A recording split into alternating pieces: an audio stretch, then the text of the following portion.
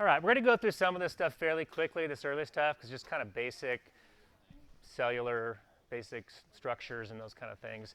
So another quote. The brain is a monstrous, beautiful mess. Its billions of nerves called neurons line a tangled web that displays cognitive powers far exceeding any of the silicon machines we have built to mimic it, at least so far. Maybe a few more years or so. So real quick, neuron, we've already talked about this with our question here, what makes it somewhat unique. Here's the basic neuron. It can able to generate and receive output through rapid changes in electrical potential, these action potentials. This rapid flip-flopping of charges allows it to communicate. It's got its four main components. It's got a cell body, or the soma. It's got these things called dendrites. It's got a single axon, and it's got presynaptic terminals at the end of that axon. That axon is, even though a single axon projecting out from the soma, it divides into multiple branches and multiple presynaptic terminals. Okay? Let's talk about the cell body, or the soma, first. Just like every cell, it's got some cellular fluid in it called cytosol. It's got a cytoplasm that basically is everything inside of there except for the nucleus is the cytoplasm. It has a nucleus, like every cell, and it has the genetic material in there. This is the unique features of the neuron is the rough endoplasmic reticulum, also called the Neasel substance, and heavily dotted with the ribosomes that are important for protein synthesis and packaging those so that you are building those proteins, not necessarily packaging it, but building those using the messenger RNA in those ribosomes to build and create the neurotransmitters. Okay? We also have free ribosomes that are floating around that are making products for the cell to use itself, not necessarily for neurotransmitters, but for building membranes again and those kind of things and creating intercellular products that it needs for the cell survival. We have the smooth endoplasmic reticulum, the smooth ER, which is for the synthesis and transport of lipids within the cell. Okay? And then we have the Golgi apparatus, and we've got a lot of Golgi apparatus in the neuron because they're going to sort proteins for different parts of the cell, but they're also going to be the thing that packages and makes those little vesicles of neurotransmitter that are going to be, moved down to the end of the presynaptic terminals, but also returned back from the presynaptic terminals when they're being recycled. Okay? And then we got a lot of mitochondria because the cell is requiring energy to do all this, to maintain that difference in charges across the membrane requires energy to build neurotransmitters, to secrete neurotransmitters, to reuptake neurotransmitters. All that takes energy. So lots of mitochondria that are generating ATP. Nice little picture here that just shows a little more in detail some of those structures. You can see all the Neasel substance in here, all this pink stuff dotted with the little green ribosomes, mitochondria, some free ribosomes, little green dots here floating around. Here's our Golgi apparatus, which is packaging our little vesicles of neurotransmitter. Something just to look at here. Here's the axon. Okay, so we have a single axon. These are all dendrites. So all these projections here are dendrites. They're receiving information. These are bringing information towards the cell body. The axon is information or signals being sent away from the cell body. Okay, so these are bringing in information towards. Axon is the single output. Okay, there's an important area here called the axon hillock. We'll talk about later when we talk about the action potential. This is where you have the greatest concentration of voltage-gated sodium channels. Is right here at the axon hillock. Okay, and this is important for helping to generate that action potential so it propagates this way and doesn't go backwards. Okay, and we'll talk about that later. And you see all these little buds, these little spines, dendritic spines. Those are just, again, a way to add more surface area to allow more connections. And when you get into certain regions of the brain that have more complex communication and so forth, those are more dense, and you have more dendrites and more dendritic spines to allow more processing power. Okay? Cell membrane, just like all cells, a lipid bilayer with some embedded proteins into that lipid bilayer. You've got your good old hydrophilic phosphate head. Okay? That's pointing outwards with your hydrophobic tails that want to point inwards away from the fluids on each side of it. So that's what gives you this sealed membrane, creates that barrier, and then you have your embedded protein channels, okay? And so here is our, not all of your proteins embedded in the surface are channels. Some are actually enzymes and things like that, but we're going to talk a lot today about protein channels that allow movement of ions either freely or in response to, you know, some ligand or change in voltage or something else that causes them to open and close, okay? And so these are typically made up of these protein subunits, polypeptide subunits, that those can change in shape to allow a conformational change in the channel to not allow or to allow things to pass through it. And it's just specific things that can allow just sodium ions or just potassium ions or just glucose, not other objects. But some are more open and free and allow more than one thing to pass through. A little focus on the dendrites here. So here's the dendrites. This is this whole area here above. This is called the dendritic arborization. Arborization, tree-like. It looks kind of like branches. And this one has the little spiny dendritic spines on there, fair amount. This is showing you kind of this would be the cortex of the brain right here, and we'd probably have a bunch of other cell bodies in here, just kind of packed in here with all their dendrites. But then they all end up kind of having their axons go down into the white matter of the brain. So once we get down here, once we get out of the cortex, all those are axons in that white matter going down into the brain, okay? Our cells, especially neurons, have this thing called a cytoskeleton that gives it its shape, okay? It can actually change the shape of the neuron too. So depending on its function, where it's located, how many dendrites it has, and those kind of things. It's the scaffolding. It's the skeleton of the cell, basically, cytoskeleton, the bones of the cell. Three main things here. We got microtubules. These are large structures found in mainly the dendrites and the axons, okay? They're a hollow tube made of a protein called tubulin, okay? We'll see a picture here in a second. It is important for both transporting these neurotransmitter vesicles away from the cell body, okay, down to the end, and also bringing them back. So when they bring them back or toward, it's anterograde. When it's away, it's retrograde, okay, from the axon terminal, okay? So it's referred to the direction related to the axon terminal. So if you're going down towards the axon terminal, away from the cell body, but towards the axon terminal, it's anterograde transport. If you're bringing it back to the cell body, away from the synaptic terminal, it's retrograde transport, okay? So bringing it back, retrograde, going away, anterograde. It's a form of what we call axoplasmic transport. And this helps speed it up. It actually, these little vesicles kind of walk along those tubulin molecules, and the tubulin molecules form bonds, release, and kind of help like a conveyor belt, help speed that process up than waiting for them just to kind of diffuse by accident down to the presynaptic terminals. It really does a better job of getting that to happen more efficiently. Then we have microfilaments. These are these two thin strands of actin proteins found in dendrites and axons. Again, more dendrites and axons here. They line the membrane like a spider web, and they're involved in changing cell shape. And so they're kind of lining the membrane of the axons and the dendrites, these little strands, okay, of actin. And what they can do is they say, oh, you want to connect with this cell over here?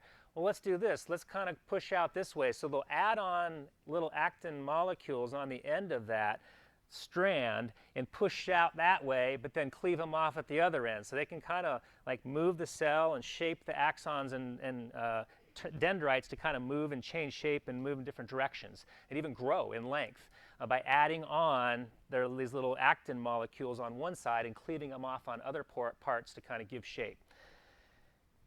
Then the neurofilaments are specific to neurons. You do have microfilaments in other cells, but neurofilaments are specific to neurons. They're found throughout the cell. They're analogous, again, to mainly the bones and ligaments of the body. They, instead of actually playing a big role in, say, make these big directional changes of like axons and dendrites we just said that the actin molecules are involved in, the neurofilaments just kind of, depending on how many you have in there, sets the overall volume of the axons and dendrites. The more you have in there, they're polarized, they try to stay away from each other. So the more you pack in there, they have to stay a certain distance away because they're polarized, the bigger the diameter of that axon or dendrite is. So the more neurofilaments, the bigger the diameter. The less, the smaller. So depending on the cell's function, big motor neurons are going to have more neurofilaments. Real small cells in the cerebellum or something like that may have less neurofilaments. Okay. So this is just showing you, this is a little box here. This is a little cross section right through this axon hillock here, and just showing you those lined up here. So here's the tubulin molecules, and you'll notice they're very linear in nature because they're moving substances up and down the axon, okay? The neurotransmitters. Then here's the neurofilaments, the blue part. You see they're kind of, the neurofilaments are scattered, and I say the more neurofilaments you have in a dendrite or an axon, the bigger the diameter. Sets the diameter. It doesn't really change the direction and where it's going to go and make those kind of changes. That's this guy, the actin. This is the microfilament. So you can, add on, it's very easy to add on actin molecules and cleave them off on another side to get them to kind of project and move the membrane and directionally change the dendrites and axons. Let's focus on the axon for a second. Each cell has a single axon, but the axon can branch, okay, and have multiple ends and multiple presynaptic terminals. It can even branch back to its own soma. There are cells that are in part of what we call reverberating circuits. There's certain circuitry, like even in my spinal cord, there's circuitry that once I start walking, it just tends to keep going. I have to actually send another signal to kind of shut it off from my brain. But once I start walking, unless I tell it to stop, it keeps kind of going. So there's cells in my spinal cord where their axon, some branches of the axon project back and keep the cell stimulated. They're kind of self-stimulating because it kind of wants to keep going. Okay. The axon hillock is that origin of the axon, that first area. And within the axon hillock is that area I told you about already called the initial segment. The initial segment is where the greatest concentration of voltage-gated sodium channels are. Okay. Transmits information away from the soma. Mostly. Sometimes signals go back, and there is a pseudo-unipolar cell where we'll get into, there's a time when on a certain type of axon that information is coming towards the cell body. We'll point that out. Going back to what you said about, Soft wants to tell you tell it too, is there a difference between subconscious and conscious motion, in the sense that, you know that you're walking right now, or a nervous habit where you don't realize that you're necessarily doing it? So yes, there is. There's always this kind of, she wanted to know conscious versus unconscious motion, or voluntary versus reflexive. There's always this blurred distinction or blurred line. There are some very basic primitive reflexes that we will talk about, some basic primitive reflexes, but most of the movements we have are a combination of voluntary and reflexive or subconscious. There's things that we store in our basal ganglia, in our cerebellum, and in our brainstem and spinal cord that are pretty complex, but they may not require much at all any cognitive or voluntary control, but you can still think and go, I can stop that, and turn it off when you think about it. So it's kind of in that mixed realm of conscious versus unconscious. Axons can be myelinated or unmyelinated, okay? So most axons have myelination. There are some that don't. Some of our really slow pain pathways and pain axons from pain receptors do not have myelin or have very minimal myelin, but most have myelin. The more myelin, the faster it is, the signal. The less myelin, the slower the signal, typically. This just shows you some of that arrangement here. So here's our dendrites, multiple dendrites coming off this cell, but here's a single axon. But that single axon branches and has lots of different branches. And you see down here, it can go, so a single cell, this is called divergence. A single cell can influence lots of other neurons, and that's a form of divergence. Okay? So I can stimulate whole networks of neurons by firing a single cell. So here's a brain center that may be going down to fire, or fire multiple anterior horn cells within my spinal cord. Okay, for a whole group of muscles that maybe flex my arm. So I may be sending a signal from my primary motor strip up here. This is up in the brain. From that cell, that one big pulse of energy and action potential can go down and influence a pool of anterior horn cells that are in my spinal cord, maybe at the C5 level, that are involved with, my biceps brachii, my brachialis, for elbow flexion. Does that make sense? Just kind of gross movement like that. The presynaptic terminals at the end of the axons, talk about those real quick. They're called an axon terminal, so presynaptic terminal, an axon terminal, or a terminal bouton. All three of those are synonymous, if you hear those terms. That's where the axon contacts or synapses with another nerve cell or muscle cell, something like that. It contains synaptic vesicles. So all the little blue guys down in here, these little guys are synaptic vesicles that have neurotransmitter in them. And then lots of mitochondria, because in order for this process of exocytosis and then bringing the leftover neurotransmitters that didn't get used back in and recycling that, there's energy that takes place to do that, okay?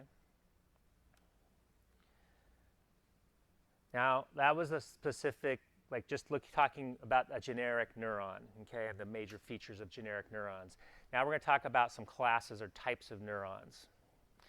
Unipolar. Unipolar is the simplest. It's a single primary process primarily found in invertebrates, so we're not going to talk about it as it relates to the human body. There's actually a few unipolar cells in the cerebellum that I just read about, so, but we're not going to talk about those. Bipolar cells, those are important typically in special sensory functions. So we have it's got two primary processes, an axon root and a dendritic root. So it's got one axon and one dendrite on each side or whatever coming out of it.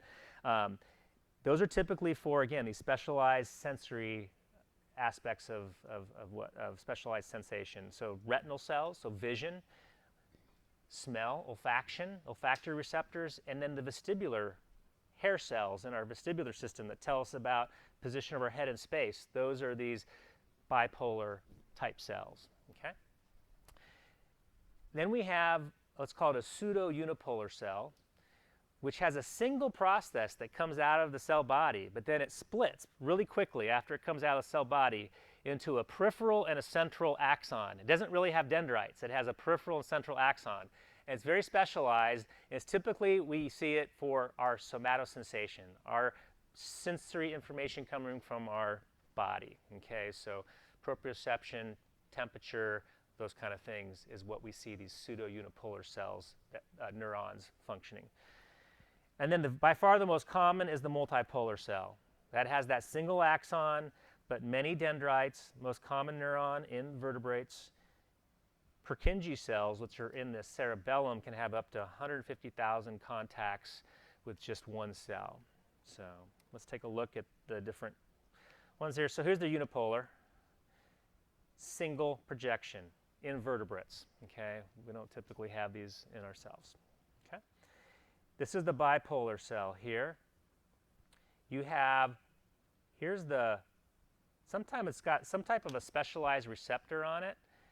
So this would be a photoreceptor. It's sensitive to light, okay?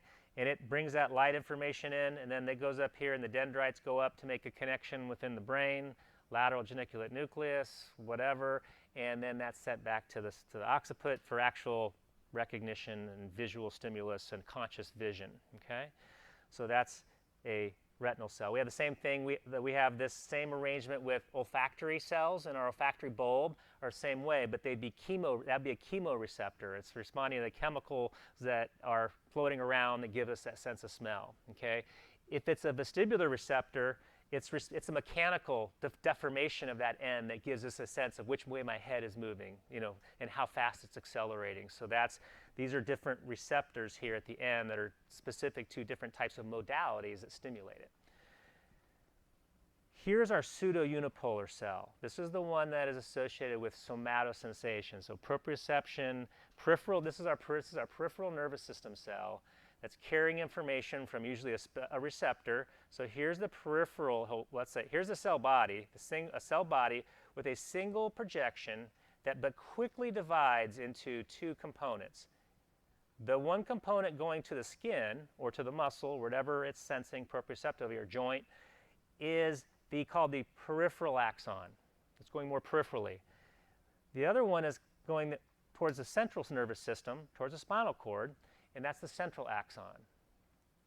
This cell body is sitting out just off to the side right before it goes into the spinal cord in this thing called the dorsal root ganglion. Remember when we showed you the dorsal roots, how that sensory information comes in the back of the spinal cord? There's a little bump there, in that dorsal root, that's where those little cell bodies are hanging out. Those pseudo-unipolar cells are hanging out in that dorsal root ganglion, okay? So they don't really have dendrites per se. They may call some of these dendrites up here as it splits off, okay?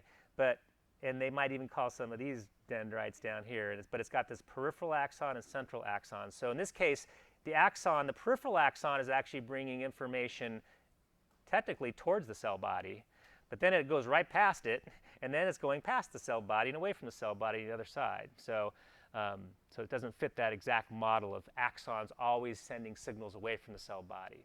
Multipolar cells, that's true, which we'll talk about next. So here's our multipolar cells, and this is just showing 3 different types you would find in the body here. Here's a motor neuron in the spinal cord. So this is a big cell body, and it's sitting in that anterior horn. Remember that gray matter in the spinal cord? That's looks like an H pattern. That front part of that H pattern is where this guy would be sitting. This would be a motor cell neuron. Okay, it's got its dendrites. And that's typically receiving information coming down from the central nervous system to tell it what to do. And then it sends a signal away from the cell body down the axon to the muscle. So that's a multipolar cell in the motor neuron in the spinal cord. Here's a pyramidal cell in the hippocampus. So the hippocampus is that area we use typically for memory down in the temporal lobes, but we have some cell bodies sitting there. You can see lots of dendrites, but also lots of little dendritic spines. So it just tells you the specialization, lots of processing going on there for memory storage and those kind of things. You can see even axons that project even back upwards, and they don't always go downwards or away. They can project back up. This is a Purkinje cell of the cerebellum. So here we see the cell body, but look at that dendritic arborization. So this is where you get all those 150,000 contacts per cell, is because you have such a huge dendritic arborization. And think about another cell body sitting right here next to it that also has the same dendritic arborization that are all, congealed together and interacting with each other. And then plus you have all those little folia, and that shows you just how much processing it takes to keep our bodies coordinated and standing upright and not falling over in the cerebellum. Glial cells. Any questions on neurons? Real basic there, okay? Let's just go through glial cells. We'll take a break. Support for the nervous system. So functions. What do glial cells do? They comprise half the total weight of the nervous system, so they're obviously pretty important if you take up half the weight. They do. This is somewhat new. They do not have action potentials. They do not store charge and then flip-flop that charges, okay? But they do communicate with each other. And they do this through releasing calcium stores within themselves. So they can be influenced by the neurons around them and can be influenced by action potentials, but they don't actually generate or change charge. They have calcium stores inside the cell itself, and they can release those calcium stores, which allows them to stimulate and communicate with another glial cell nearby. And I was looking at some stuff in the computer, and they actually think that glial cells may play a bigger role in just conscious thought, and even especially activities where your sensory system is quiet, like your own internal thoughts, dreams, those kind of things, that this communication, almost like the neurons we typically talk about, or more like the reflexive and direct voluntary, when you're interacting in a conscious state with your environment, back and forth, the neurons are really helpful for that. But if you're just sitting there and kind of daydreaming and thinking without a lot of sensory input influencing that they think the glial cells may play a very important role in kind of crafting and influencing that whole experience of how your neuronal networks work. So pretty cool. They do provide support. They actually physically support neurons. They provide buffering. They kind of like provide a buffer system between neural networks, so you don't get a lot of crosstalk between. So if you have neurons firing over here, but you want only these neurons to fire to send a very specific signal, and you don't want them to, you don't want that signal to get distributed or get this crosstalk or cross wiring, they help buffer that.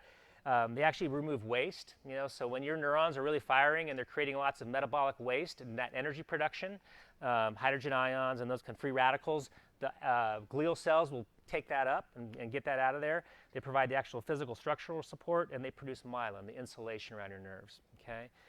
Because they do divide pretty regularly, are more commonly involved with any kind of tumors or so forth of the nervous system, most commonly. Major classifications of glial cells. Two major classifications, macroglia and microglia, okay? So the macroglia include these, the oligodendrocytes, which form the myelin in the central nervous system, Schwann cells that form the myelin in the peripheral nervous system, and then astrocytes. Astrocytes are in the central nervous system, and they play a role in nutrition, removing neurotransmitters, removing excess potassium. After an action potential has occurred nearby, it'll get rid of help the neuron reset its polarization by getting rid of some of the potassium that's been released in the extracellular space. And they contribute to the blood-brain barrier. They actually have little projections that wrap around capillaries and form that blood-brain barrier. Microglia. These are primarily the scavenger cells of your nervous system, the cleanup crew, okay? They're the phagocytes that ingest bacteria and also dead neurons. Dysfunction or misfunction in the microglia has been implicated in some of the protein deposits and neurofibrillary tangles associated with Parkinson's, or Alzheimer's disease, I should say. So here's that picture from your book showing, here's the cell body of an oligodendrocyte. And then it has projections that come off, and then it develops and wraps around, almost like a cinnamon roll, around, and it can do it. One single oligodendrocyte can wrap around multiple axons, okay, with its projections. In the peripheral nervous system, here is an example of peripheral nervous system. This is the axon here. This is the Schwann cell, and the cell body itself is in that little cinnamon roll that wraps around here, okay? So that, but it has to wrap around multiple times to be considered truly fully myelinated.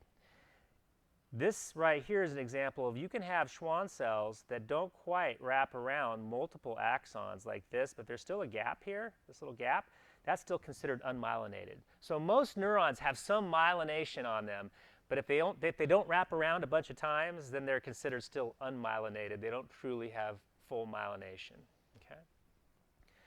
This is that astrocyte, star-like, so it does look a little bit star-like with these little end feet that project off of it. That can help provide support to the actual, give that kind of glue, that glial cells are glue, to glue together all the neurons. But it also, those end feet help perform this, forming that blood-brain barrier, and we call these tight junctions around the capillaries to keep bacteria, viruses from getting into the brain and central nervous system.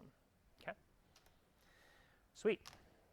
Any questions on glial cells? So we covered neurons, glial cells, then we'll go through action potentials. So come back, it's 10:07, so come back at about 10:20 or so. It's a little slow, that one, but about 10, 12 minutes.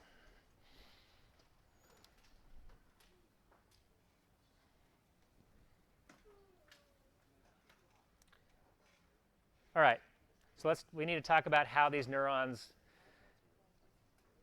set up this difference in charges so that they can create an action potential and communicate with each other. So the transmission of information by neurons. So in order to generate action potential, you first got to establish a resting membrane potential, a potential energy difference between the two sides of this membrane. Okay, so that's what we're going to talk about first, just establishing the resting membrane potential. What is this thing? Membrane potential. Nearly all cells have some type of electrical membrane potential. Most cells in our body, there is some difference between the inside and the outside as far as this electrical difference, okay? But really just mostly just nerve and muscle cells are excitable, is that they can actually change polarity and flip-flop that charge to send a signal, to create a contraction, those kind of things. They are established, so how do we establish this resting membrane potential? It's through different concentration of ions on either side of the cell membrane. Okay, so just a difference in concentration, and we know that ions are electrically charged, so that influences it too. We have a chemical difference, a concentration difference, but also an electrical difference typically that influence this membrane potential. The primary ions that contribute to this are going to be Sodium and potassium, those are going to be the big players, and especially in the action potential. But understand that other ions play a role in this membrane potential, typically to a lesser extent, but chloride and calcium also play a role in this overall establishment and what that set point is, the resting membrane potential is. And then we talked about you do have some large anions or negatively charged particles in these organic phosphates that are stuck inside the cell that contribute to it as well. So we're always talking about the inside relative to the outside. So if we put this little microvoltmeter here, microelectrode in here on this voltmeter, and we have a ground out here in the extracellular fluid, and we're measuring the inside compared to the outside, the inside of the cell at rest for a neuron is more negative than the outside. Okay, so, and when that happens, all these little negative charges all line up right along the cell membrane. Okay, and you see all the positives lined up right here along the cell membrane. And once you get away from the cell membrane, charges always want to cancel each other out because they attract each other. So all the positives and negatives that are the differences in charges you've established line up right along the cell membrane. Once you get away from the cell membrane, there's always a positive and negative right next to each other, so they kind of balance each other out. But no matter what, because you have a net positive charge, they all are lined up over here compared to the inside. The inside's more negative relative to the outside. And so, but when you do an action potential, it's not like you're flip-flopping charges throughout the entire extracellular and intercellular space. You're just flip-flopping those charges right along the cell membrane. So that's why it can happen so fast. But you do have more negative charge on the inside and more positive charge on the outside, even though once you get away from here, these are all balancing each other out. The fact they line up right there is that's how you can get that very quick change in charges.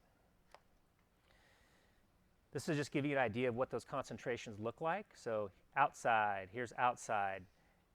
We have potassium, 5 millimoles on the outside and 100 on the inside. Okay, so inside, so 100 millimoles on the inside. So much higher concentration of potassium on the inside than the outside. It's a 1:20 ratio. Okay.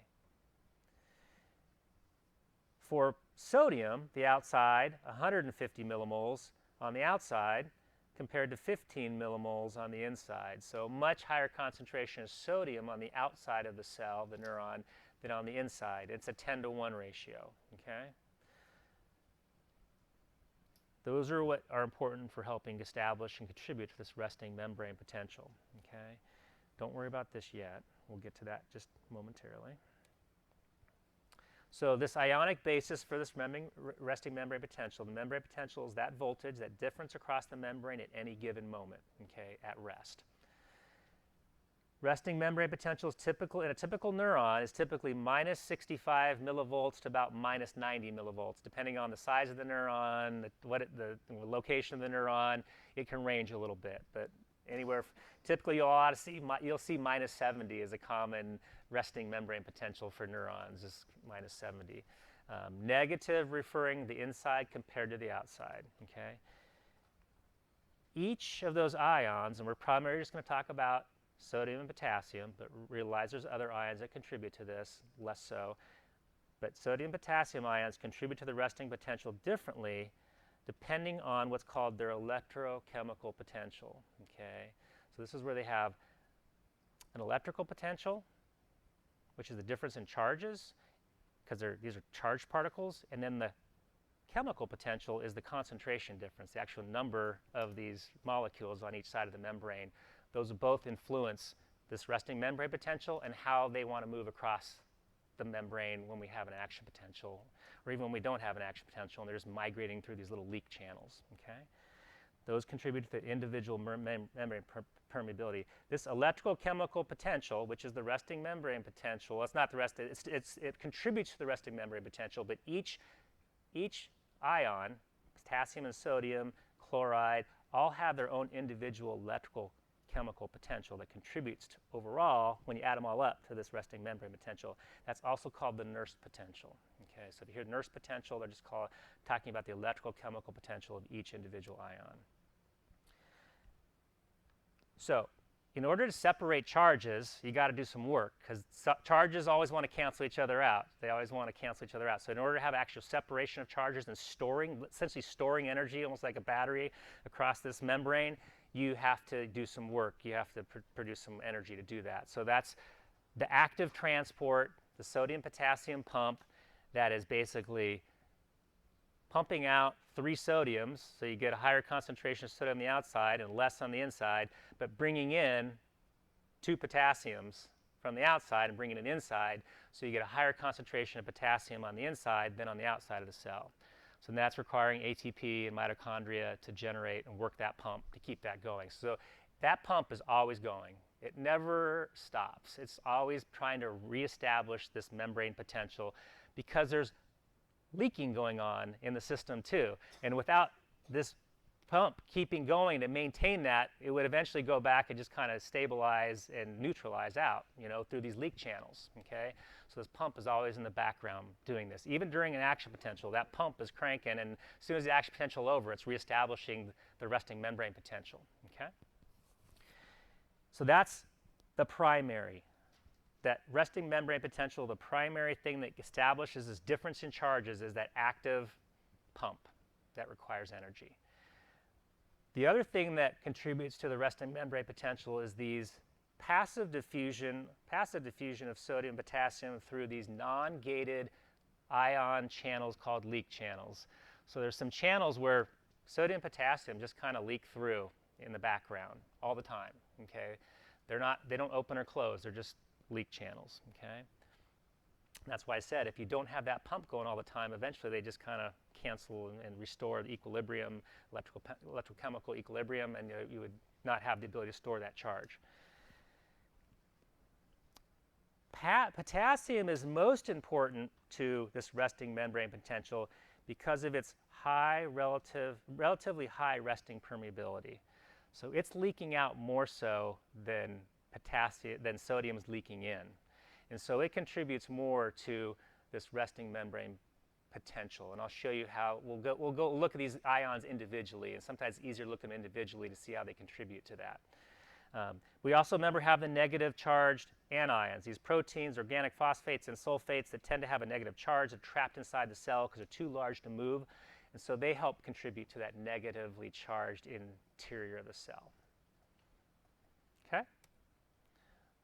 So let's look at the potassium and sodium individually and how they contribute to this resting membrane potential.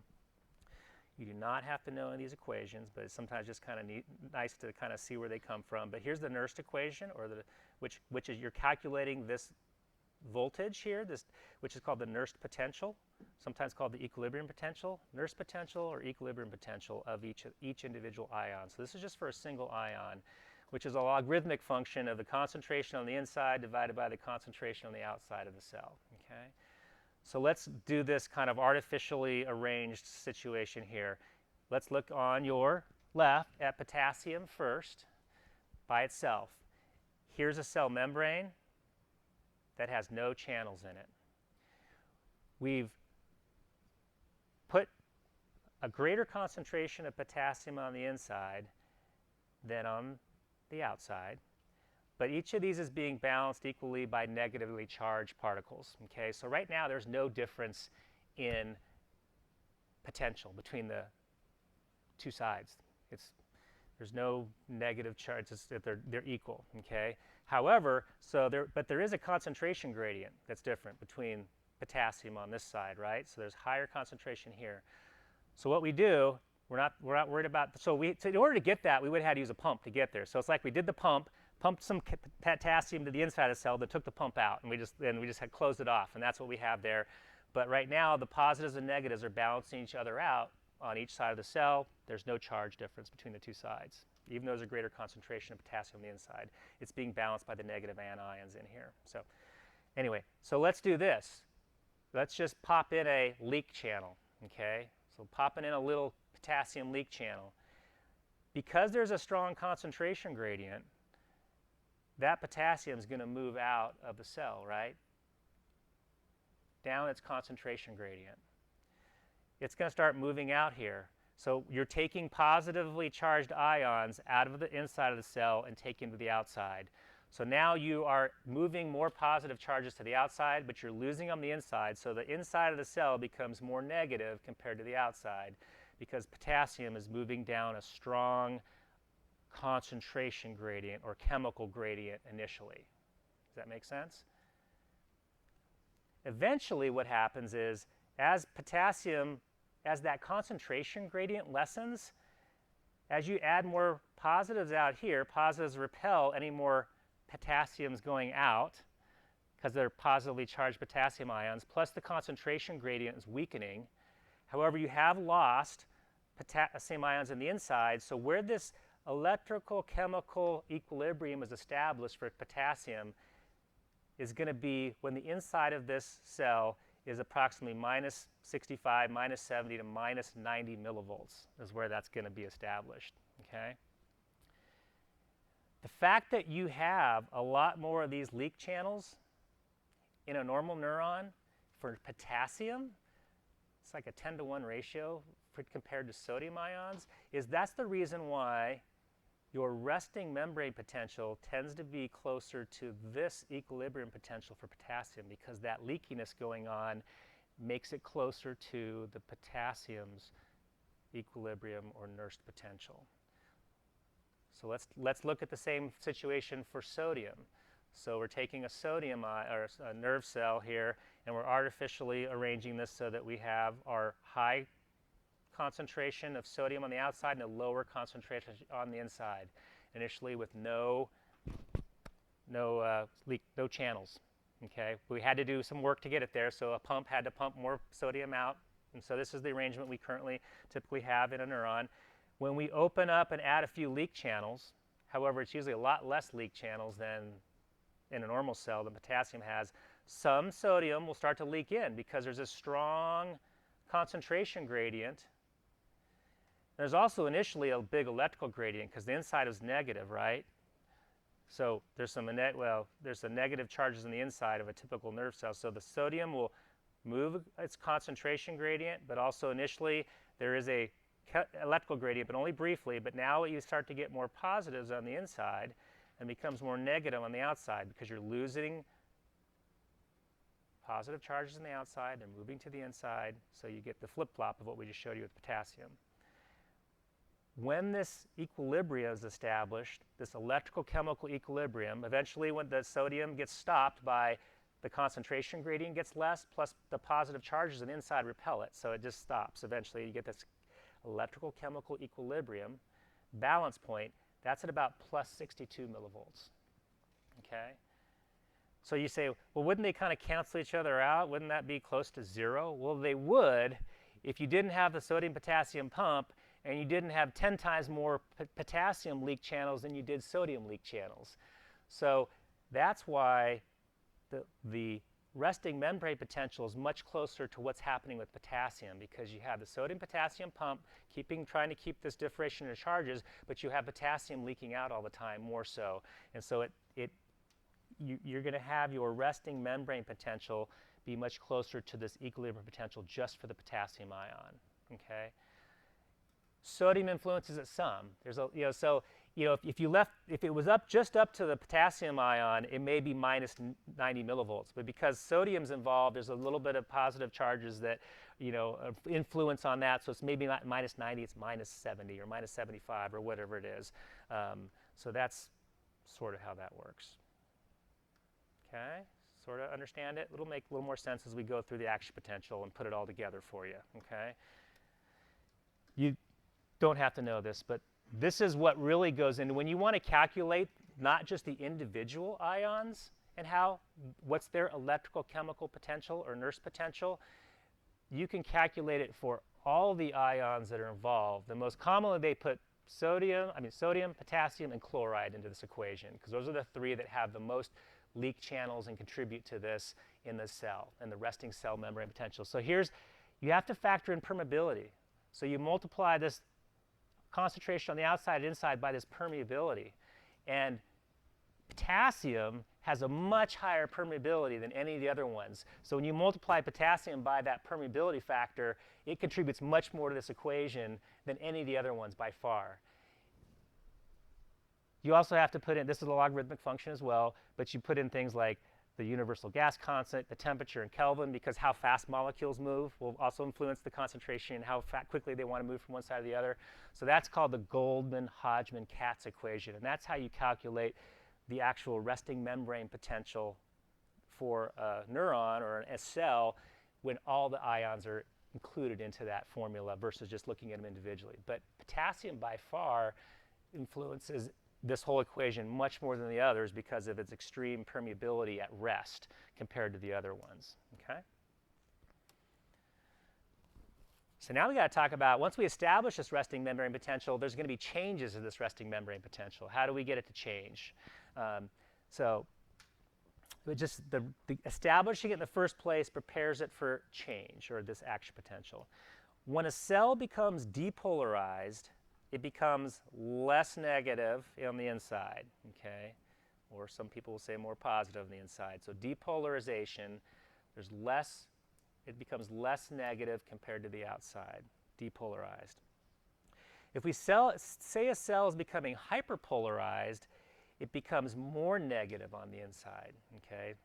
A greater differentiation in charges. So if you go from a minus 60, okay, to a minus 40, that's depolarization. It becomes less negative, okay?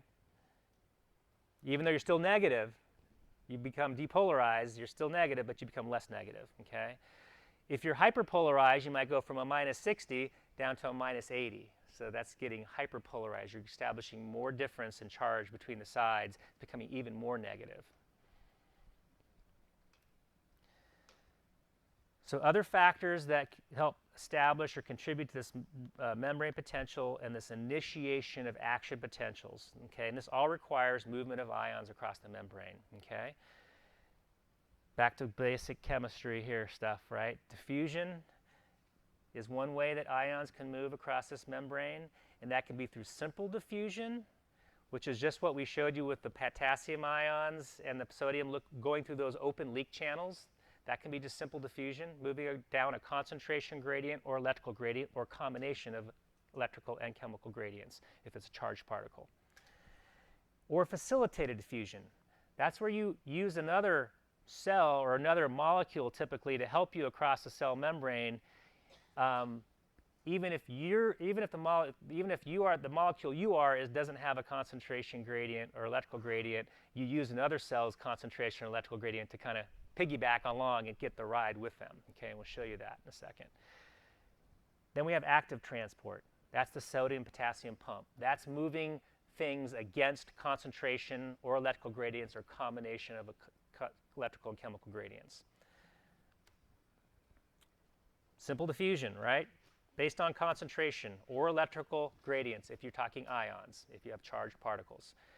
It can occur directly through the lipid bilayer. There's actually some molecules, oxygen, nitrogen, carbon dioxide, these gases that are moving fast enough and are small enough, they just pierce right through the lipid bilayer, okay, and can diffuse against with concentration gradients across the lipid bilayer, okay? Most, though, require some type of specialized protein channel to get through, okay, for these ions, especially ions and charged particles to move through. And also lipid insoluble substances, substances that can't just dissolve through the lipid bilayer, okay? They will go through different channels, okay? They're typically referred to as either non-gated or this leak channel that just is open all the time and allows, but it can be, that non-gated channel can still be specific to a certain ion, specific to potassium, specific to sodium, but it just stays open all the time. It never changes at rest or during an action potential. Modality gated, so these are those protein channels that respond to things like stretch, pressure, vibration, heat, those kind of things. Those are modality gated. Ligand gated, which are, the ligand is a neurotransmitter typically. It's some molecule that binds to the receptor and then causes the receptor or the channel, protein channel to change or conformationally change. And then lastly, voltage gated. So these are channels that change based on the voltage around them. That any change in voltage around them will get them to make a quick change in their function, opening or closing. So looking at the couple different types, so the first one on top of there is the ligand gated. So here's our blue neurotransmitter that's binding to this specialized receptor on the protein, and that blue thing is the ligand. That's just a neurotransmitter is a ligand. So that's kind of more generic name for any molecule that binds to something is a ligand. So it may not be a neurotransmitter, it may be something else that sometimes that's not specifically a neurotransmitter that binds to cell protein channels. In the nervous system, we're typically talking about a neurotransmitter that's going to bind to that as the ligand. Here's the voltage gated. So here we see our normal arrangement of more positive on the outside, more negative on the inside, our resting membrane potential.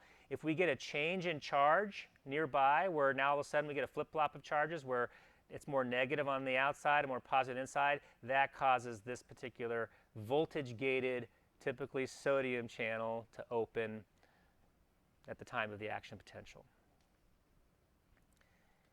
Then we have modality gated. So this is a stretch or pressure gated, but this is a type of modality gated channel. So this is, you see these little filaments here, cytoskeletal filaments. Those actually, if you kind of push on the cell, and that they might actually pull open that protein channel, allow things to start to go in and out of it.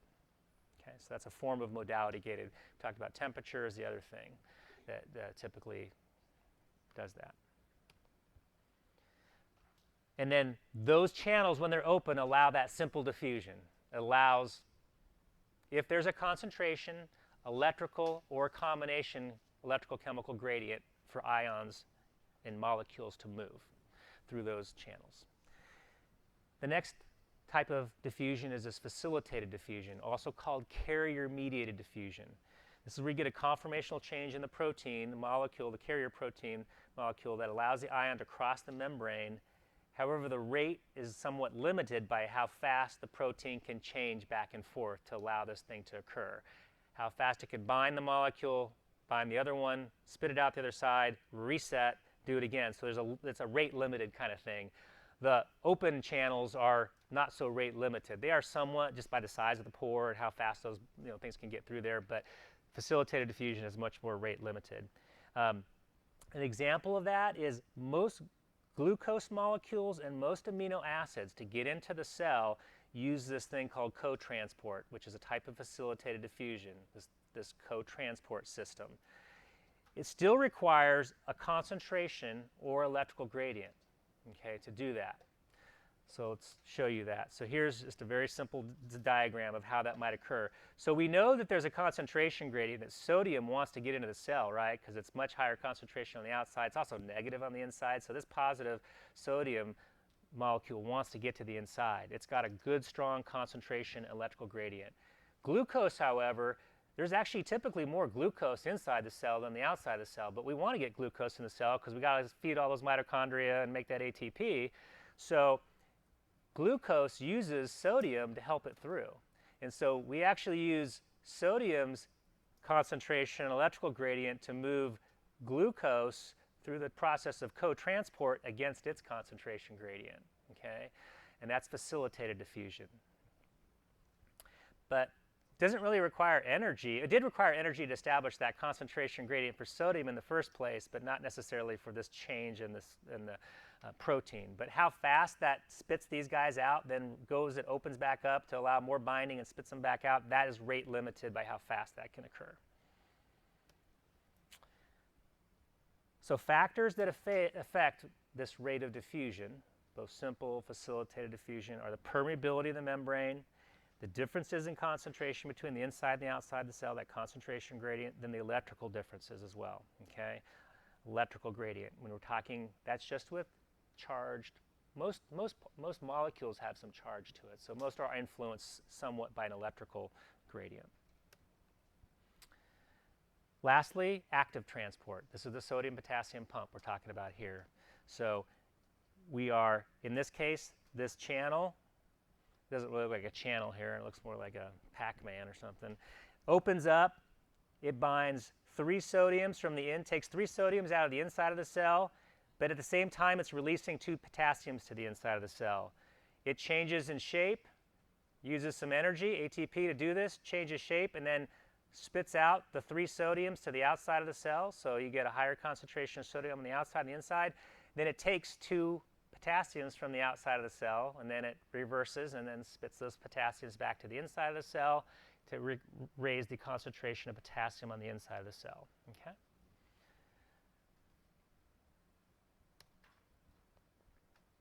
We're good about this establishing the resting membrane potential and just understanding how permeability and electrical and chemical concentration gradients influence this movement. Okay?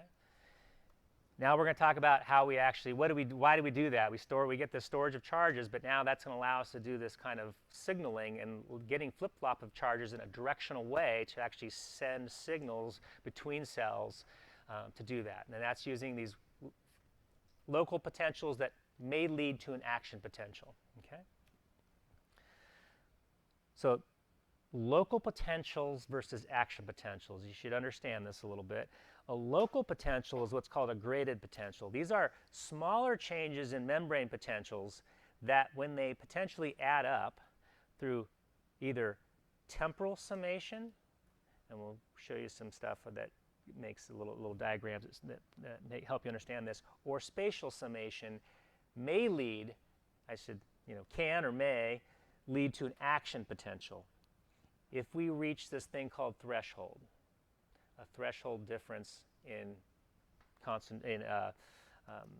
potentials that allows a bunch more voltage-gated sodium channels to open. We'll get there in a second. Okay? These are sometimes classified or called receptor potentials or synaptic potentials. So these local graded potentials. So these are little changes in the resting membrane potential that don't lead to an action potential necessarily. But if you add enough of them up, they can lead to an action potential. Okay? You can also have local potentials that actually inhibit a cell and hyperpolarize it and make it less likely to be stimulated. Our nervous systems, our bodies always have a way to turn them up and turn them down. Okay? So the local potentials can turn it up and get them ready to be closer to an action potential threshold, or it can turn it down and hyperpolarize a little bit if you don't want that neuron to fire. Okay? If we do achieve a certain threshold level of change in the resting membrane potential, it can lead to this thing called an action potential, which is this brief, large, all or none. Once you hit that threshold, it's going to happen, and it's going to do the full thing. The full action potential is going to occur at a certain amplitude for that neuron. Okay? And it's going to typically be propagated down an axon in a direction. Okay? To communicate with other neurons or structures, glands, muscles, whatever. Okay? That's an action potential. So let's show you this process of these local potentials and this thing called spatial summation and temporal summation that can lead to an action potential. Here we have our neuron, our cell body, and here is another neuron with this little synaptic terminal here. An action potential comes down from another neuron, but only to this one little localized spot. Some neurotransmitter dumps onto some ligand-gated sodium channels. Some positive charges, some sodium channels move in here. When you measure the difference now in charges here between the inside and the outside, it got a little more positive here. So it went from minus 70 millivolts up to minus maybe 60 millivolts. Okay? There was a slight change. A few more positive charges moved on the inside, so it took it a little less negative. But then no more signals came down there, and that didn't cause an action potential in this cell. This cell did not fire. It just had a little local potential that temporarily, briefly caused it to get a little less negative. Okay? In this case, now what if we had a bunch of synaptic terminals from other neurons that all converge and all happen to arrive at a similar, on this particular cell in similar location, close by each other. Okay? So this is spatial summation. So all these come in here, and you get sodium channels opening in response to their releasing their neurotransmitter all very close to each other, and you get this spatial summation. So in this case, all of these are causing like a 2 to 5 millivolt, positive charge. They add up to a higher level of depolarization, okay? So now we're maybe at minus, I shouldn't say minus 50 because that's close to threshold, but we were minus 60, now we're minus 55. Well, minus 55 is actually threshold, but it's getting more positive or less negative because you've got more of these sodium channels opening all very close to each other, okay? That's spatial summation. We can also have a thing called temporal summation where a single neuron can generate multiple action potentials pretty quickly, and there's a certain amount of time where you have to reset before you can send an action potential, but then you can send another one again, and neurotransmitter will remain in this cleft here for a longer period of time, and the more action potentials you send down there, it keeps squirting more neurotransmitter, it binds to more sodium channels in that area, and you get more and more sodium being released into this cell. And so you can see this little stair-stepping effect with each new action potential that comes into that same area. It's a temporal thing. It's how fast those signals are being sent in succession to that cell. Most of the time, it's a combination. When you have neurons working together and communicate with each other, it's usually you have spatial and temporal summation happening. Their signals are coming down. These action potentials from other neurons will converge on a cell. You get multiple spatial summation near each other, plus they'll send multiple action potentials in quick succession behind each other that could lead to an action potential in the next cell, okay? So that's what we mean by spatial summation and temporal summation. Let's put it all together with the action potential. So this kind of use all that we've learned so far to kind of say, all right, now how does this really work? We're going to go through these essential components of the action potential. We're going to talk about this thing called a threshold stimulus. Then we're going to talk about depolarization, which is the rising phase of this, the overshoot, repolarization, hyperpolarization. And we'll talk about some terms called absolute refractory period and relative refractory period. Okay? So let's talk about threshold. There's a certain amount of depolarization that needs to occur before you actually get the voltage-gated sodium channels at that axon hillock in that initial segment to actually finally say, boom, and open all up at the same time to allow this massive rushing in of sodium into the cell, okay?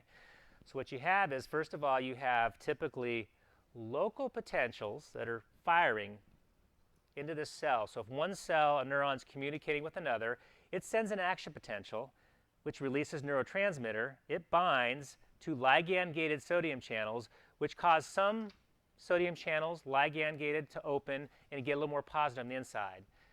If you get enough of those, spatial and temporal summation, you get enough positive charges, that changes the inside of the cell so it gets just positive or less negative enough, this minus 55 threshold, that then all the voltage-gated sodium channels at that initial segment, all of a sudden they all open, boom, at that moment.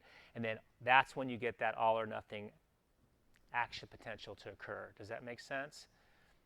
Okay, so don't worry about how the action potential started in the other neurons. Just think about this neuron's being influenced by other neurons that create local potentials on the cell membrane. If those local potentials, which are usually caused by ligand-gated sodium channels opening, that causes some positive charges to come across, once those local potentials add up enough to get to minus 55 millivolts about, then all the voltage-gated sodium channels right there at that initial segment, boom, they open, all the sodium comes in, and then we get this quick rise in depolarization that depolarizes very rapidly, okay? So, but we got to reach this threshold stimulus.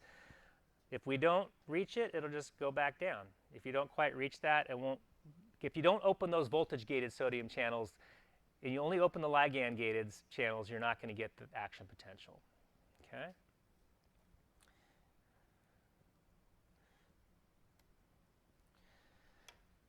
But if we do hit that threshold stimulus, minus 55 millivolts, and then all those voltage-gated sodium channels in that initial segment are going to open up, and this is what's going to happen. So because there's still a large electrical and chemical gradient for sodium, even though you've had some local potentials, the inside of the cell is still negative. There's still a lot more sodium on the outside, but once those voltage-gated sodium channels open up, sodium says, we got to get in there. We got both our concentration gradient telling us to get in there, plus it's negative, so I'm a positive charge molecule. I want to go in there and go in there to that cell, okay? Because it's doing that, the inside of the cell continues to get less negative and more positive, okay? And you see this depolarization, and you see the millivolts getting more, going from a -7 millivolts. Here we're at plus 35 millivolts. This keeps going. If thresholds reached, those voltage-gated sodium channels. So here's threshold. So here we're seeing the threshold is reached and the channel opens. And so now sodium channels are starting to come in here, okay, in the rising phase. If thresholds is reached, then we get the voltage-gated sodium channels to open, okay. Potassium channels, however, are delayed. They remain the same for the moment, okay? During this rising phase, potassium channels are unchanged. Voltage-gated potassium channels, we also have voltage-gated potassium. They stay the same briefly. They have a time delay built into them, okay? We even have this thing called overshoot. So because these positively charged sodium ions are rushing in so quickly, they're just kind of pushing down the door and they just keep kind of going in, even though you go past 0. This is called the overshoot, okay? The membrane depolarizes past 0 millivolts to approximately plus 35 millivolts, and that's due to that strong permeability during this phase and that large concentration gradient plus electrical gradient. Just bam, they're just moving in. They're kind of like, whoa, keep going right on past the 0 mark there. So that's when we get to the peak of this depolarization.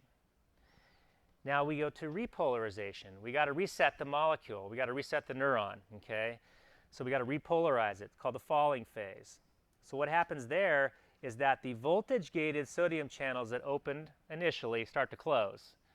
They have a little timer on them too. They open for a brief millisecond, less than a millisecond, then they close off again once they've been stimulated, okay? So you can see the sodium channels here are closing. But the delay on the voltage-gated potassium channels, now they're just opening, okay?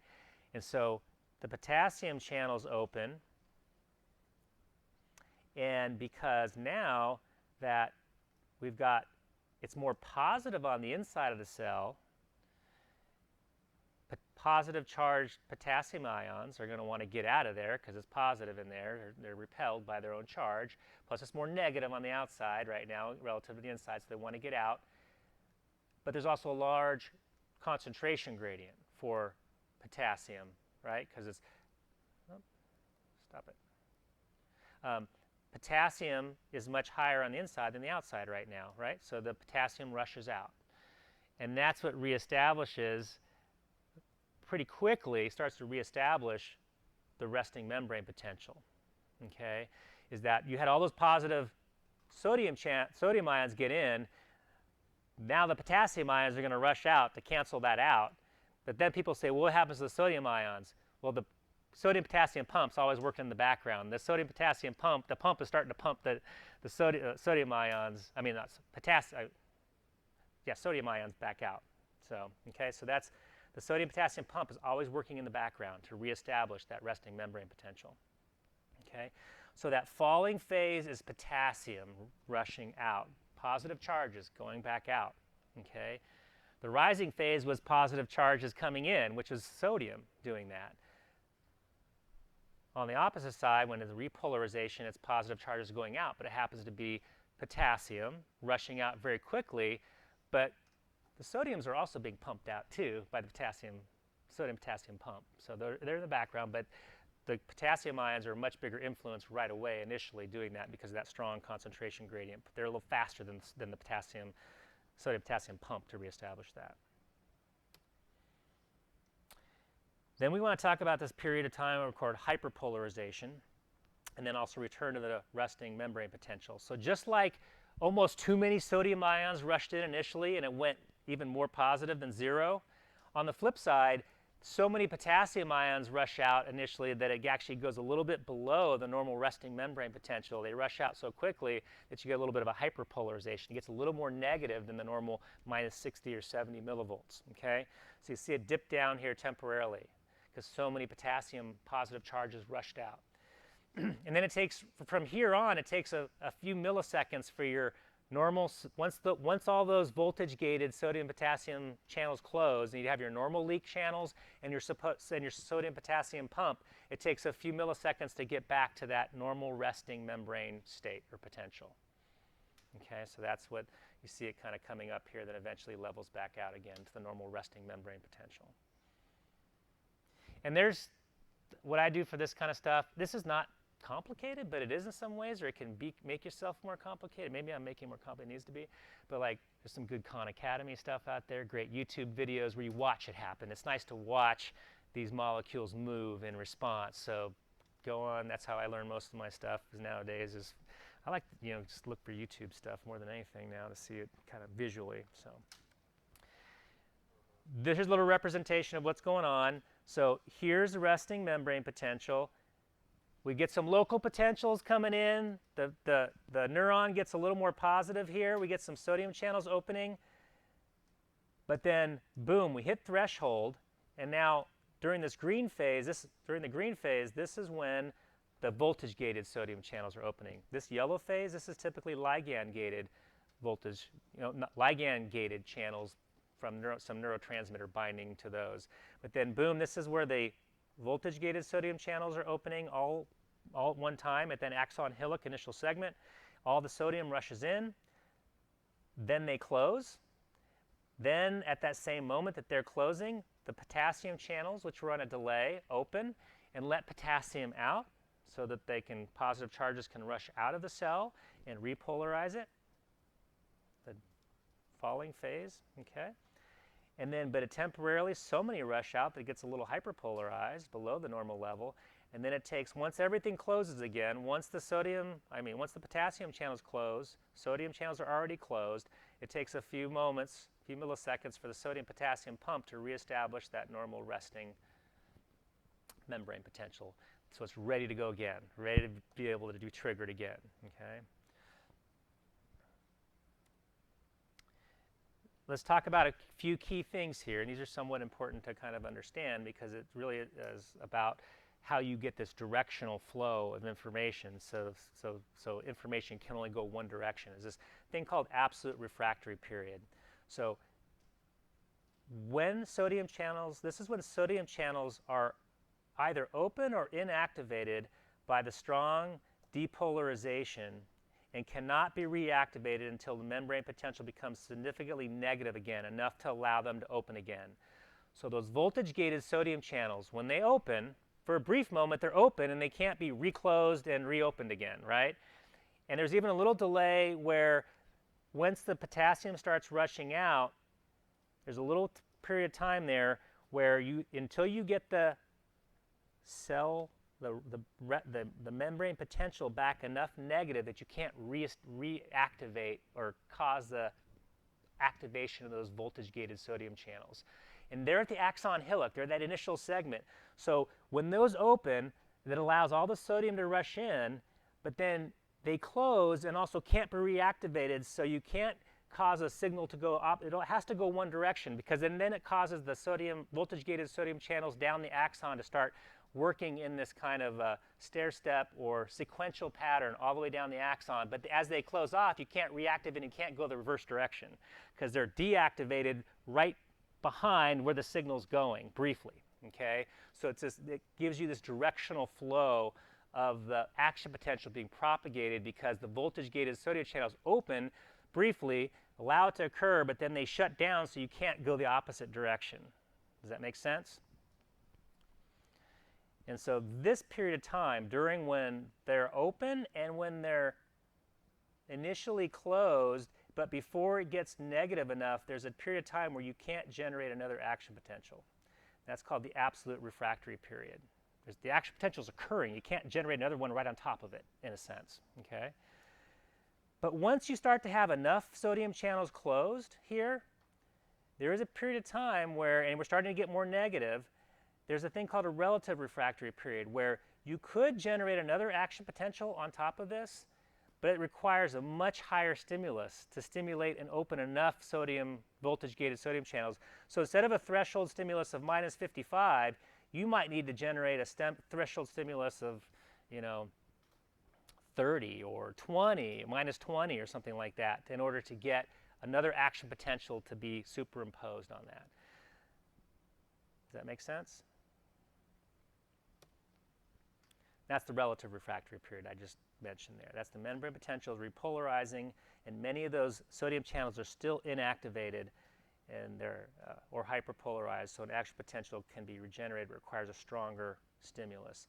And also, see, during this period of time where you get hyperpolarization, normally you need a stimulus or local potentials to get you up from minus 70 to minus 55, so only 15 millivolts that you got to go up. But from down here, you might be at minus 80 up to minus 55, so you have you have to have more local potentials to get, again, to that threshold potential. It's a bigger task to get that to occur.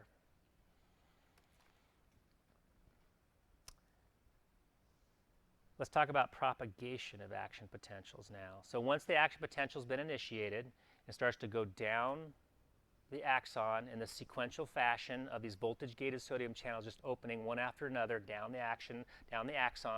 That's what we're talking about, is propagation of action potentials, okay? So spreading of it down the axon. Three basic factors that contribute to how fast this occurs, okay? Some make sense, some are kind of counterintuitive, but we'll try to explain these and make sense of them. So there's three basic factors. You have axoplasmic resistance. It's actually the resistance to charge moving within the axon itself, okay? And that's abbreviated RA, axoplasmic resistance. You have what's called membrane resistance.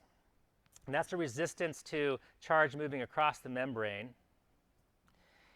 And then membrane capacitance. That's the ability to store charges across a membrane. There's two characteristics of axons, or nerves. Nerves or axons that affect the above.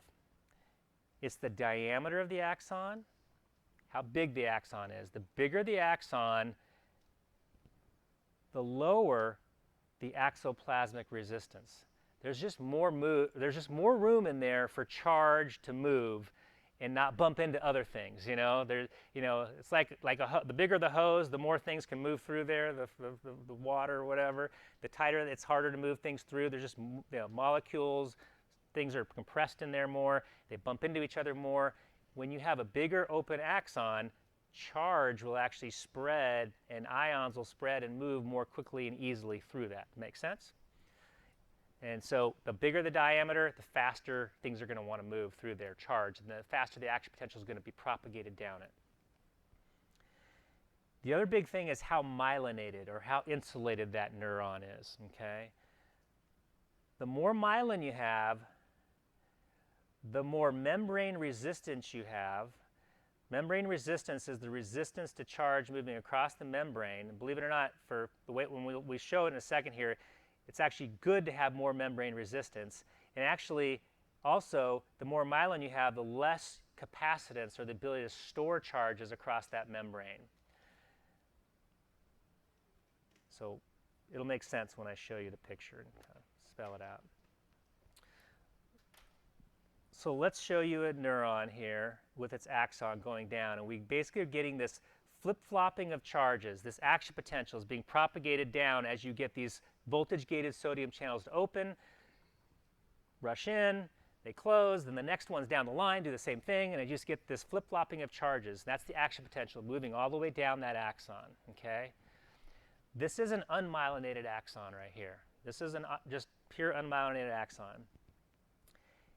If you have an unmyelinated axon, it's very good at storing charges across. So here you see positives and negatives all the way down the axon right next to each other. So you're getting the storage of charges on both sides of the membrane there, okay, because they're close enough to each other to be attracted to each other, and you store charges right along the membrane, but they're all right there along that, okay? And the capacitance is good here too. That you can store those charges very easily.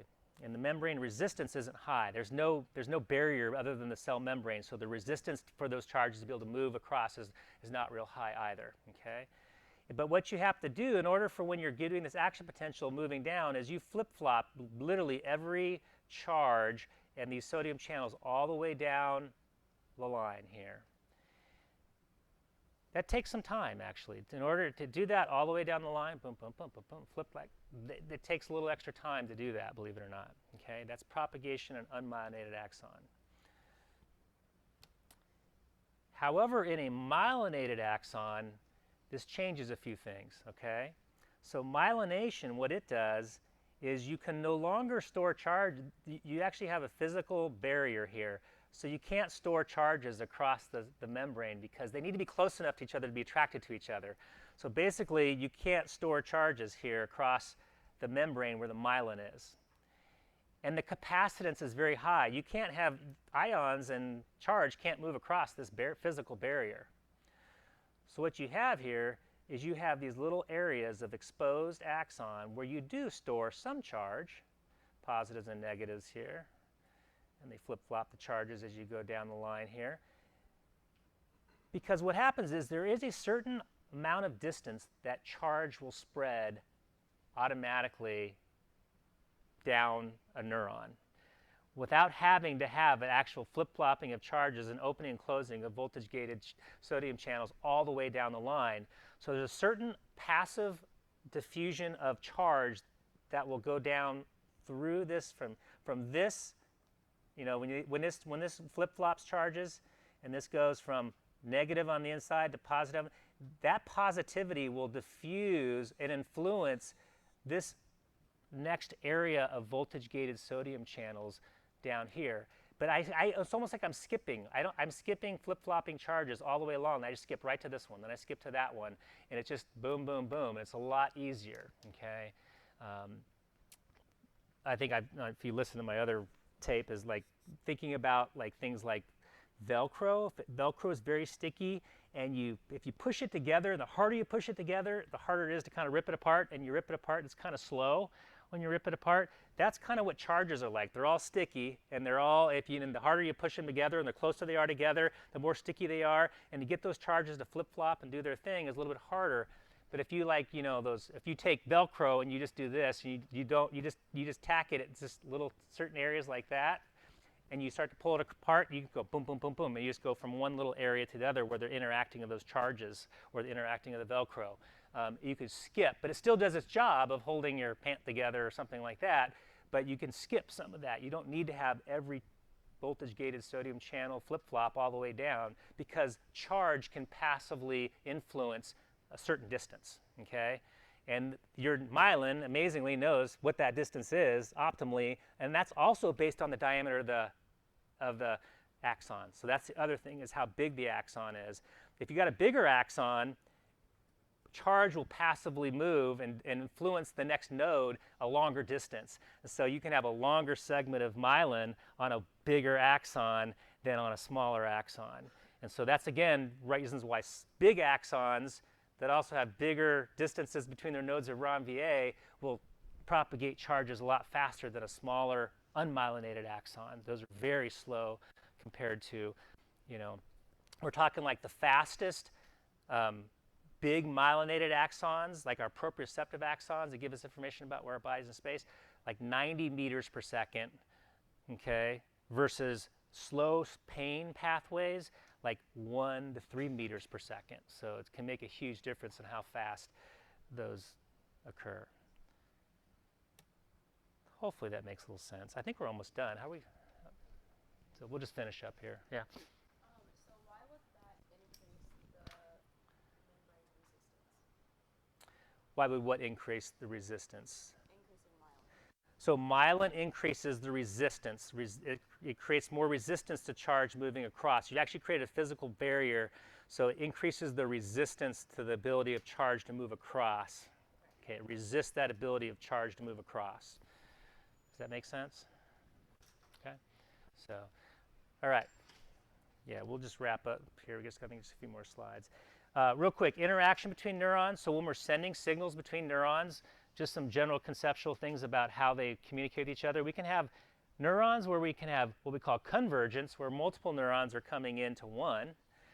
Or we have divergence, where we have a neuron that influences multiple other neurons. So when we get into reflex circuitry and how the nervous system and as far as motor, sensory systems work, you'll see this. You'll see this kind of different influencing. So you might have in the motor system a single pyramidal cell up in my homunculus influencing multiple anterior horn cells down the spinal cord. Okay, or vice versa. I might have a lot of sensory signals that are kind of converging and going to one small location in my brain that tells me consciously what's going on. So convergence, this happens in all kinds of circuitry within the nervous system. Just real quick, I think we already talked about the clinical considerations. I don't think I have to mention Guillain-Barré and MS. We already did that. Also, just be aware that like hyperkalemia and hypokalemia. So if you're seeing a patient in the acute care environment or any environment, and they have problems with potassium, either too high or too low, that's a big problem. Why do you think having a problem with potassium levels in your body, in your extracellular fluid, is more important than sodium? What's going on at rest in a neuron or in muscle cells and those kind of things? Did you, or why is potassium more of an influencer on resting membrane potential than sodium? Because it's got more leak channels, right? It's that resting membrane potential is closer to the potassium's equilibrium potential because it's more leaking going on. But that leak can occur both ways.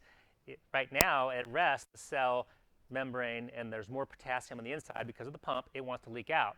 But if you start rapidly rising, if you have a rapid rise in potassium on the outside of your cells, it doesn't want to leak out normally. And actually what happens is then the inside of the cell becomes more positive and it becomes, could actually lead to an action potential. But usually what happens over time is actually if it's a slow increase in potassium levels, the cell adapts to that new higher level and actually then kind of shuts down. And so in both ways, any kind of change, rapid change, especially in potassium levels, is a problem. It usually leads to dysfunction or misfiring or lack of firing of nerve cells, muscle cells, cardiac cells. And so that's when I'm checking a patient's chart in a hospital real quick, I could care less typically what their sodium level is because sodium doesn't influence the resting membrane potential that much because it's very resistant. There's not a lot of leaking of channels going on. But potassium, boy, if I see potassium levels off the chart and they're complaining of muscle cramping or their heart rate racing or something else, or they're having even trouble breathing or something like that, could be actually they're having, changes enough in their potassium levels that reset that, influence that resting membrane potential in neurons so they either won't fire or fire too easily. Okay, so always check those potassium levels, and that's why you can kill somebody if you put, you've heard stories that give an IV of potassium instead of sodium chloride or something like that. You can kill somebody if you give somebody too much potassium too quickly, and they can't excrete it. This is just showing some of the MRI of some of the lesions associated with multiple sclerosis. So it's scarring. So you have this autoimmune response that causes damage to your own myelin, and there's an initial amount of inflammation, but then you're left with scarring. And because the central nervous system doesn't repair itself as well, they are often left with residual deficits. Guillain-Barré, which is the peripheral nervous system, the Schwann cell in the peripheral nervous system is much better at repairing itself. It has this nerve growth factor that's present around it that allows for that to occur, where in the central nervous system you don't have as much of that. So you get less repair of oligodendrocyte damage than you do Schwann cell damage in the periphery. And we are going to, I think, end it right there. Because you guys are talking about stuff in pharmacology. I used to have a whole section here on things that influence, sodium, potassium channel blockers and all that stuff. But we got plenty of that with Dr. Glenn. Questions you guys